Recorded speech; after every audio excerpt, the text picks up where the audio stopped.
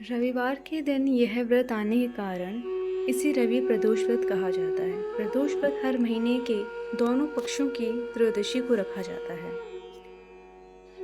एक समय सर्व प्राणियों के हितार्थ परम पावन भागीरथी के तट पर ऋषि समाज द्वारा विशाल गोष्ठी का आयोजन किया गया। इस सभा में व्यास जी के परम पूज्य पुराण वेता सूत जी महाराज हरि कीर्तन करते हुए पधारे। सूत जी को आते हुए देखकर शौनकादि 88,000 ऋषि मुनियों ने खड़े होकर दंडवत प्रणाम किया। महाज्ञानी सूत जी ने भक्ति भाव से ऋषियों को हृदय से लगाया और आशीर्वाद दिया। विद्वान ऋषिगण और सब शिष्य आसनों पर विराजमान हो गए। शौनकादि ऋषि ने पूछा, हे पूज्यवर महामते, कृपया ये बताने का कष्ट करें कि मंगलप्रद कष्ट निवारक यह व्रत सबसे पहले किसने किया था और उससे क्या फल प्राप्त होता है। श्री सूत जी बोले, आप सभी शिव के परम भक्त हैं। आपकी भक्ति को देखकर मैं व्रती मनुष्य की कथा कहता हूँ, ध्यान से सुनो। रवि प्रदोष व्रत की कथा के अनुसार एक गांव में अति दीन ब्राह्मण निवास करता था। उसकी साध्वी स्त्री प्रदोष व्रत किया करती थी। उसे एक ही पुत्र रत्न था।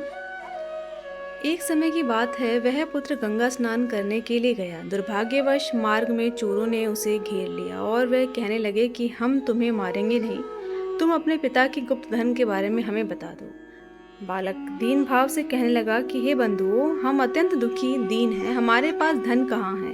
तब चोरों ने कहा कि तेरे पास इस पोटली में क्या बंधा है। बालक ने निसंकोच कहा कि मेरी माँ ने मेरे लिए 2 रोटियां दी हैं। यह सुनकर चोरों ने अपने साथियों से कहा कि साथियों, ये बहुत ही दीन दुखी मनुष्य है, अतः हम किसी और को लूटेंगे। इतना कहकर चोरों ने इस बालक को जाने दिया।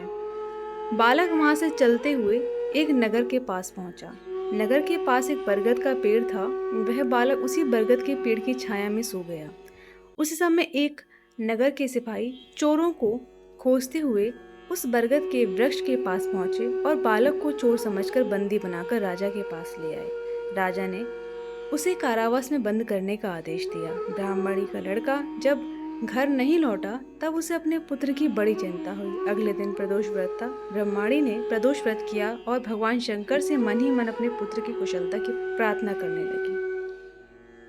भगवान शंकर ने उस ब्राह्मणी की प्रार्थना स्वीकार कर ली। उसी रात भगवान शंकर ने उस राजा को स्वप्न में आदेश दिया कि वह बालक चोर नहीं है, उसे प्रातःकाल छोड़ दे, अन्यथा उसका सारा राज्य वैभव नष्ट हो जाए।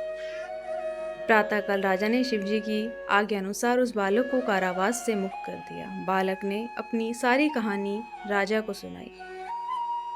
सारा वृतांत सुनकर राजा ने अपने सिपाहियों को उस बालक के घर भेजा और उसके माता पिता को राज दरबार में बुलाया। उसके माता पिता बहुत ही भयभीत थे। राजा ने उन्हें भयभीत देखकर कहा कि आप भयभीत ना हो, आपका बालक निर्दोष है।